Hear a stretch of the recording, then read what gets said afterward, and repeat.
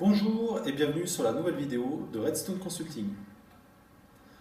Aujourd'hui, petite vidéo de news rapide pour vous rapporter un peu l'actualité du moment. Première actualité, le rapport 2019 de la CNIL est sorti. Alors autant vous dire tout de suite, il y a des données super intéressantes, des use cases, plein de choses vraiment bien à lire. C'est un gros rapport. Les données que je vais vous mentionner ici dans cette vidéo sont par exemple qu'en France, en 2019, 21 000 DPO ont été désignés. Voilà, c'est un super gros chiffre en augmentation par rapport à 2018.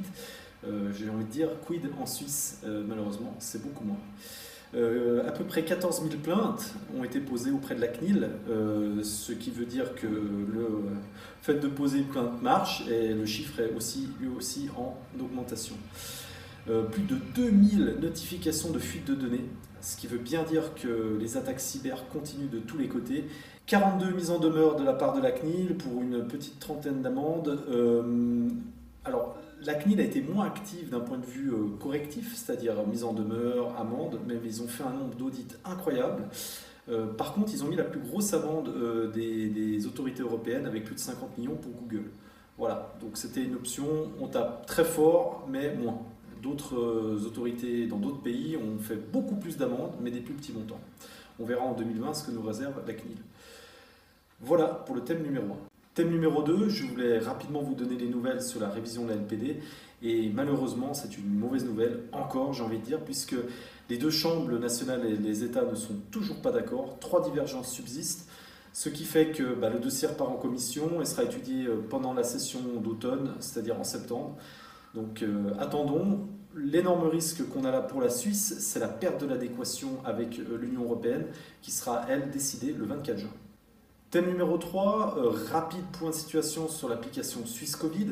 Alors, comme vous le savez, apparemment des bases légales ont été trouvées et sont approuvées.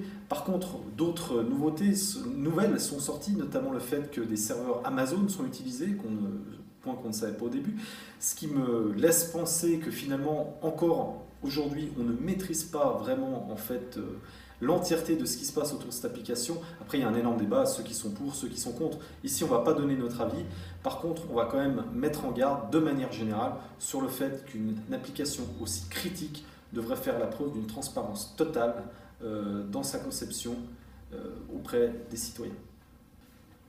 Avant de clôturer cette vidéo, je veux vite vous mentionner également, inscrivez-vous à notre Tipsletter, c'est une newsletter hebdomadaire où chaque semaine on vous donne un tips gratuit en cybersécurité, en protection des données. Ça peut être une news, ça peut être un template, ça peut être un tips, bref, abonnez-vous, c'est gratuit et c'est toutes les semaines.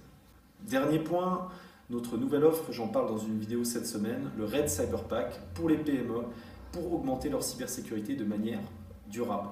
Voilà, on a mis en place tout un service pour les PME genevoises, pour les PME romandes, afin d'augmenter leur cybersécurité. Voilà, il y a 3 niveaux de pack. Je vous laisse découvrir ça dans une autre vidéo, mais je vous encourage également à aller sur notre site web pour plus d'informations. Voilà, ainsi s'achève la vidéo de cette semaine. J'espère que ces petites nouveautés vous ont plu. On revient très bientôt avec la vidéo au format habituel, avec le journal télévisé et toutes les infos. Je vous souhaite une excellente journée. N'hésitez pas à liker la vidéo si vous avez aimé, à souscrire, à activer la cloche pour recevoir les notifications. Nous laisser un petit message, ça fait aussi toujours plaisir. Et je vous dis à très bientôt pour une nouvelle vidéo.